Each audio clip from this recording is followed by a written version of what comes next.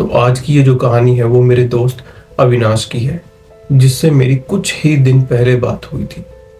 और बातों बातों में उसने मुझे अपनी लाइफ से जुड़ा एक ऐसा भयानक किस्सा सुनाया जो आज मैं आप सभी के सामने सुनाने जा रहा हूँ। साल 2021 और अविनाश एक कंपनी में नाइट शिफ्ट करता था। उसको ये काम करते हुए ज्यादा टाइम नहीं हुआ था। नई नई जगह थी और उसके काम से घर आने का रास्ता भी नया था। कभी कभी अविनाश नए नए रास्तों से अपने घर जाने की ट्राई करता था ताकि वो ये चेक कर सके कि कौन सा रास्ता सबसे आसान और सेफ है। फिर एक दिन उसके एक कलीग ने उसको हाईवे से जाने का सजेस्ट किया ताकि उसका टाइम भी बच पाए और वो सेफली अपने घर भी पहुंच जाए। अविनाश ने ठीक वैसा ही किया। रात को जैसे ही उसकी शिफ्ट खत्म हुई, उसने अपनी बाइक को स्टार्ट किया, कान में एयरपोर्ट्स लगाकर चल पड़ा अपने घर की तरफ हाईवे का रास्ता लेकर।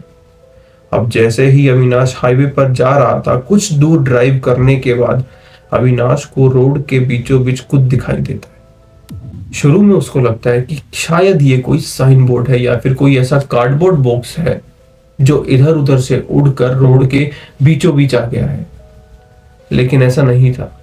जब उसने अपनी बाइक को रोका और धीरे धीरे उसकी तरफ जाने लगा, अविनाश ने देखा कि वहां पर कुछ भी नहीं सिवाय एक ब्लैक शैडो के, जो कि हूबहू एक इंसान की शेप की दिखाई दे रही थी।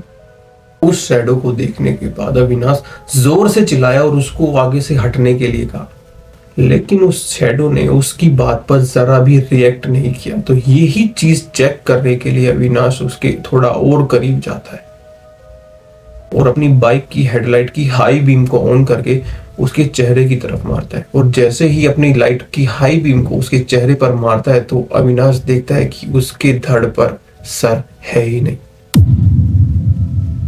इतना सब देखने के बाद अविनाश थोड़ा घबरा जाता है और घबराहट के अंदर जैसे ही वो अपने सर से अपना हेलमेट उतारता है, उसके सामने कोई खड़ा नहीं होता। डर के मारे उसी टाइम अविनाश यू टर्न मारता है और जिस रास्ते से वो रोज अपने घर पे जाता है, उसी रास्ते से अपने घर वापस चला जाता है। अगले दिन जैसे ही अविनाश उठता है और अपने कंपनी में काम करने के लिए आता है, अपने उस दोस्त से सेम वाकया डिस्कस करता है कि उसके साथ कल रात क्या क्या हुआ।